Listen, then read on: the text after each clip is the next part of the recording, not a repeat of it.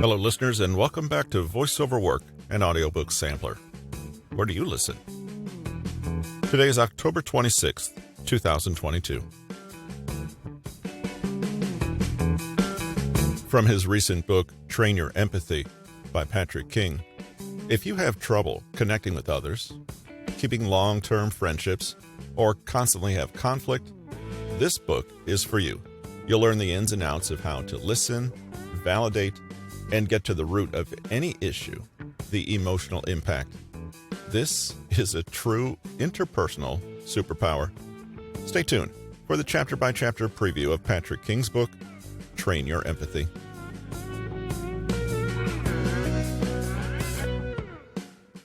Chapter 1. Understanding Empathy and Why We Need It. The Neurobiology of Empathy. Empathy is the only human superpower. It can shrink distance, cut through social and power hierarchies, transcend differences, and provoke political and social change. Elizabeth Thomas. Empathy is a beautiful thing. When we have empathy, our world becomes bigger because we're able to share in the world of others and feel the satisfaction of knowing that they can see into our own. Empathy brings depth and meaning to our relationships, all kinds of relationships, and helps us smooth over conflict and misunderstanding. Empathy is not just for the sake of others, though. If we develop empathy in ourselves, we can't help but find that we have more of it for ourselves. Empathy allows us to be more creative, more resilient, and more innovative when it comes to solving problems. With empathy, we become more self-compassionate, self-aware, and fully rounded individuals. But while everyone can agree that empathy is great, the unfortunate truth is that we are rapidly becoming a world that has forgotten what it means to walk in someone else's shoes. A now notorious study conducted from 1979 to 2009 found that people's overall empathy scores dropped an astonishing 48%. And this is not including the last decade of drastically increased social media narcissism, political division, and cultural isolation. Empathy is simply the ability to take on the perspective of someone else. It means being able to see that your beliefs and biases are not objective reality, but merely a lens through which you view objective reality, and that everyone has their own lens too. Empathy is the social, familial, and cultural glue holding together the networks of social interaction. Without it, it's hard to imagine how humankind could ever have evolved. But today, we're getting a glimpse of what the world looks like when we fail to think and feel outside of our own bubbles. Why is empathy becoming rarer? Perhaps it's generational differences in parenting styles. Perhaps it's a feature of hyper-individualistic, late-stage capitalist societies. Perhaps the internet has eroded more meaningful forms of human engagement. Whatever the cause, and it's likely to be a mix of all of the above and more, you've probably picked up this book because you're interested in learning to develop your own capacity to feel for your fellow human being.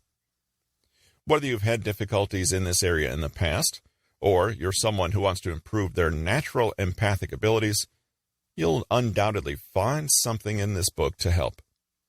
We'll be looking at what empathy really is and how you can start to be kinder, more understanding, and more compassionate in small ways today. We'll consider some underappreciated ways to developing an empathic mindset, including how to perspective switch, what to do to deepen your listening, and how to maintain the orientation of curiosity that is so important for anyone wishing to be more compassionate. Finally, we'll look at ways to take our empathy skills and apply them to trickier situations like conflict, asserting boundaries, or saying no without jeopardizing a sense of connection. What empathy is. Empathy is a fundamental part of our neurobiology. Yes, even if you don't currently consider yourself. Chapter 2. How to discover and flex your empathy muscles. Why reading makes you more empathic. A reader lives 1,000 lives before he dies, at least according to George R.R. Martin, American novelist and creator of the fantasy universe that inspired the international TV hit Game of Thrones. People read fiction for many reasons, but one of literature's most unappreciated benefits is that it may actually make you a more empathic human being. Reading, or more specifically, reading fiction, can be the perfect tool to help you practice stepping outside of your own perspective and into the perspective of someone else, even if that someone else is just make-believe. In the pages of a book, we can go deep inside the hearts and minds of people who inhabit experiences that may be completely alien to our own and see them through our own eyes. We see what makes the villain tick, and we get to try on the frame of mind that inspires the hero to undertake his feats of bravery. We encounter firsthand the motivations and justifications of people who live in a universe far apart from our own, one that runs on completely different rules. The great thing is that reading doesn't feel like hard work. Getting inside the heads of the characters is simply something we do to enjoy the story and understand the narrative as it unfolds. The magic is that somehow engaging empathically with these narratives makes us better at navigating the perspectives of real people in real life once we put the book down. A 2009 paper by Aram and Avaram in the journal Reading Psychology suggests that the benefits of reading may be more properly understood as the benefits of the stories themselves, since young children tend to show more empathy simply by knowing lots of well-known fairy tales or having parents who read to them, even if they can't read themselves. Thus, the empathy power of reading can be gleaned even before someone knows how to read. The key is in the ability to switch perspectives. A 2014 Journal of Applied Social Psychology article by Capuzza et al. Similarly found that teenagers and young adults who read are more empathic and tolerant of differences in others. The decrease in prejudice and bias was credited in particular to stories like the Harry Potter series, where young readers are encouraged to feel for characters who were treated unfairly or as outcasts, while similarly thinking about their own privileges, blind spots, and unique difficulties. The authors of the study concluded that reading could make people more tolerant and accepting of immigrants, gay and lesbian people, and refugees, explaining that the world of Harry Potter is characterized by strict social hierarchies and resulting prejudices with obvious parallels in our society. Although the story contains stigma and prejudice of a completely different kind, people with magical powers versus those without, the overall effect is to broaden perspectives and promote understanding. The very same scientists conducted another piece of research where participants were asked to read the book Saffron Dreams. In this fictional story, a Middle Eastern Muslim woman tells of experiencing racism while living in New York. Chapter 3. Accounting for Bias, Prejudice, Ego, and Perspective. Root out bias and prejudice. Emotional literacy and awareness of your own emotions are two great ways to become a more empathic person. But even with emotional intelligence and self-awareness, you can still fail to have real empathy if you hold on to bias and prejudice. A preconceived notion about who another person is may be the single biggest obstacle on the path to genuine empathy for them. Prejudice and bias are two major blind spots. To be more empathic, we need to take responsibility for them and commit to being more open-minded. When people hear the words prejudice and bias, they may immediately think of things like racism or sexism, or jumping to conclusions about those with disabilities or people from a religion they don't really understand. Can things like racism and sexism get in the way of genuine empathy? Of course. But the question of prejudice and empathy goes much, much deeper than this. Let's pause for a moment and look a little more closely at an interesting word, kin. You'll see all traces of it in English words such as akin, meaning alike or similar in kind, kinship, kindred. This word has Indo-European roots and comes from the old Germanic term meaning to give birth to. This root also branches from the old Norse term kunder, meaning child. Your kin, then, are those who are your family. The related Old Saxon term kuni refers to kind, race, or tribe. The Dutch kuna means sex or gender, and the Old English kin means family, race, kind, sort, rank, or nature. So we can understand the word to refer not just to blood family, but to tribes, community, and those who are similar to us. But we can also see traces of this interesting word's history in the two meanings of kind, a word used to depict compassion and kindness, as well as type, class, or family. He lived with his kind. The implication is that if someone is of your kind, you are kind to them. Without going much deeper into the etymology, it should be clear that for human beings, there are powerful and ancient connections between sameness and compassion. It's a given that we are empathic toward our own kind and less so to those who are strange and unknown to us. Again, we see that for human beings, our emotional reality has a deep and ancient physiological basis. After all, isn't maternal love the prototype for all other forms of human kindness? Don't we speak of brotherly love as the highest and strongest bond between human beings? To return to bias and prejudice, then, whenever we prejudge, the root of the word prejudice, we decide that a person is unlike ourselves. They are not in our family or tribe, and when we do that, we deliberately close off a potential feeling of kinship and connection with them. While it is true that human beings belong to many different groups that are genuinely not alike, the mere fact of classing another human being into a category different from our own makes it harder to feel that they are our kin. In other words, to have empathy for them. So, what does it really mean to remove bias and prejudice? Chapter 4. Listening is empathy in action. Don't just listen actively, listen empathically.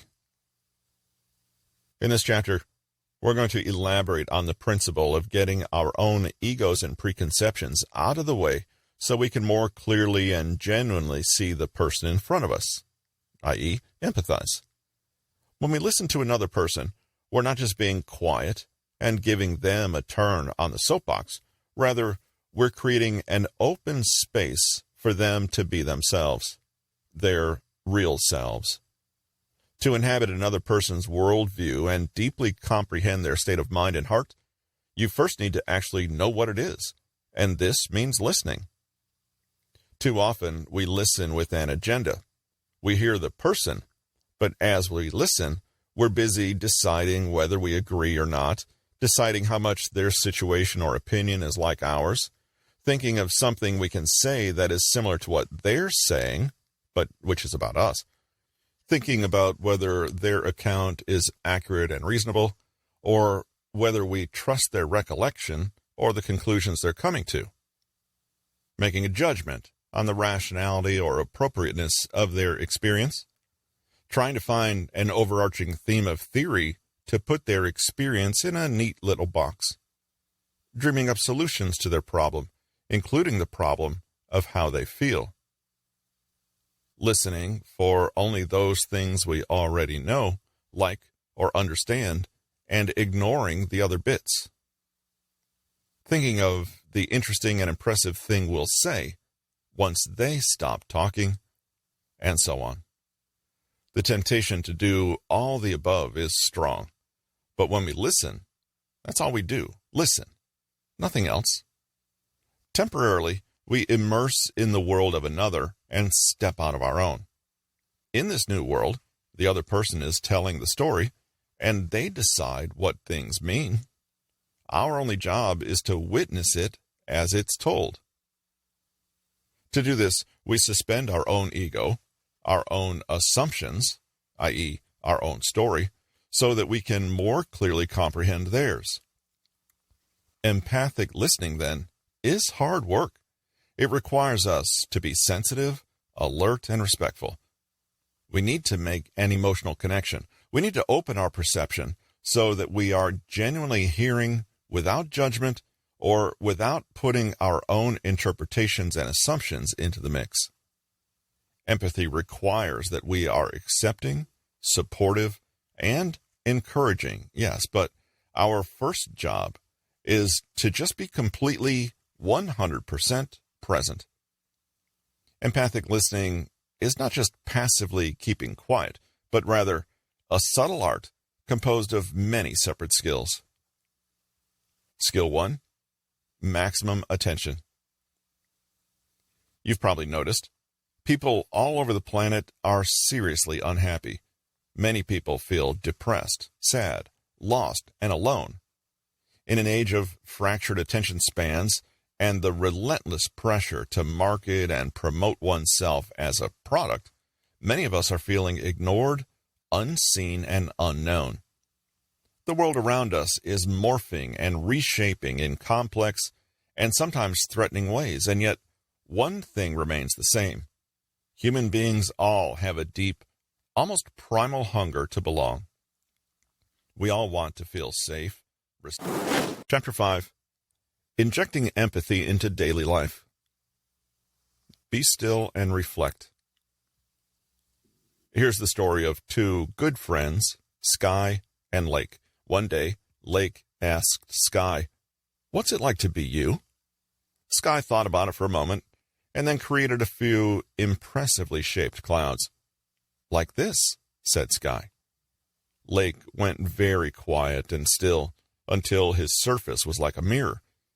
In a few moments, the clouds that Sky had made were perfectly reflected on the surface of Lake. "Oh, I see what you mean," said Lake. When we listen empathically and reflect, what we're doing is going quiet and still within ourselves so we can receive as accurate a picture of the other person's account as possible. Then, we can hold up that same account and show it back to the speaker, asking, "Is this right? Is this what you mean?" And in the same way that a lake has to be free of ripples and waves to accurately reflect the sky, we need to be still and free from our own mental noise, prejudice, and ego to properly receive and reflect the narrative someone else is sharing. In our little story, the lake and the sky reflect each other so well that they are actually showing one another the same image. In a truly empathic connection, people can likewise feel that they get one another, that they're on the same wavelength, and that there is a real sense of in-tune conversation going on. If you think about it, the only one who can say whether you've been empathic or not is the person you're listening to. Only they can confirm whether you have actually understood them. So why not ask? Well, reflecting is a way to check that you have, in fact, heard. Being empathic and kind doesn't mean we have to be psychic, after all. When you reflect an accurate picture to the speaker, you convey empathy because you're essentially saying, "I see what you mean," but also, "Is this what you mean?" You're providing them with that precious sense of being seen, validated, and understood. You show that you're listening and that you care, and that feels good. It strengthens a feeling of trust and connection, and helps you become a better and more humble conversationalist. With reflective, empathic listening, you're inviting the other person to have a more authentic, more connected relationship with you, and asking them to teach you about what they need. It also helps you avoid potential misunderstandings or hurt feelings. Psychologist Dr. Ann Vertel uses reflective listening in her practice and says, if you reflect back to someone what they are feeling, you meet them right where they are emotionally. you've connected with them. They don't feel quite so alone with this feeling. But that's not all reflective listening can be used for. When you reflect, you may very well help the other person to better understand their own emotional experiences. By receiving, focusing, and reflecting what you're told, you show them aspects they might not have seen before, or simply validate what they haven't felt confident enough to admit they already know. In other words, by attempting to gain more clarity, you invite them to do the same. As you articulate their experience, they learn to better articulate it for themselves. What a gift to share with someone you care about. Chapter 6. Empathic communication is the ultimate goal. The power of empathic statements. Stephen Covey, well-loved author of bestseller The 7 Habits of Highly Effective People, says that when we communicate, we should first seek to understand, then to be understood. Similarly, when communicating empathically with others, we should first listen, then speak. In the previous section, we explored how we can use words to reflect back the speaker's emotional reality, which shows support, validation, and a perspective on the problem they may not have seen before. But of course, at some point, you're going to want to say something a bit more. Words can be powerful. When people are upset, we need to pay special attention to how we verbally validate their experience, encourage them, and show our empathy. Easier said than done. Before we begin, let's reiterate the difference between sympathy and empathy. Having sympathy means feeling pity for someone else's misfortune. It means feeling sorry for them. Note, these are feelings you experience in response to someone else's situation. Having empathy, however, means understanding their feelings. It's a question of perspective taking and of feeling with someone rather than standing outside their experience, looking in, and being aware only of your own emotional response to it. Sympathy can increase the distance between people. Empathy can shorten it. What to say, what not to say. Renowned shame researcher and author Brené Brown says, "Rarely can a response make something better. What makes something better is connection." This means that if we're ever talking to someone and unsure if what we're about to say will help, we can ask whether it comes from a place of acknowledging their emotions, empathy, or if it's simply a reflection of our own, sympathy. We can ask whether what we say creates more or less emotional connection. Take a look at a few things to avoid saying. Avoid deflecting. In other words, turning the conversation away from the difficult or painful thing that has just been shared. People can do this because they feel uncomfortable with the emotions shared or uncomfortable with their own ability to do anything to help. This awkwardness is their emotion, however, and in letting it lead, the other person can feel embarrassed, alone, even insulted. Examples? I've had the worst day of my life. I just want to get in bed and never get out again.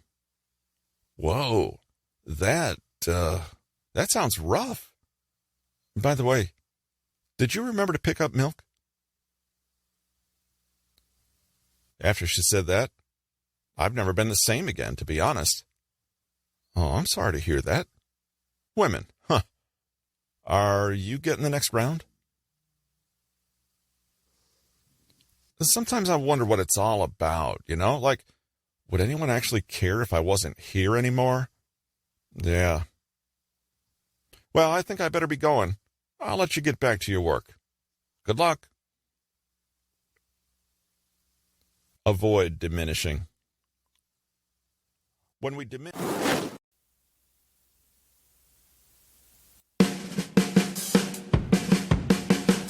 You've just listened to Voiceover Work and Audiobook Sampler.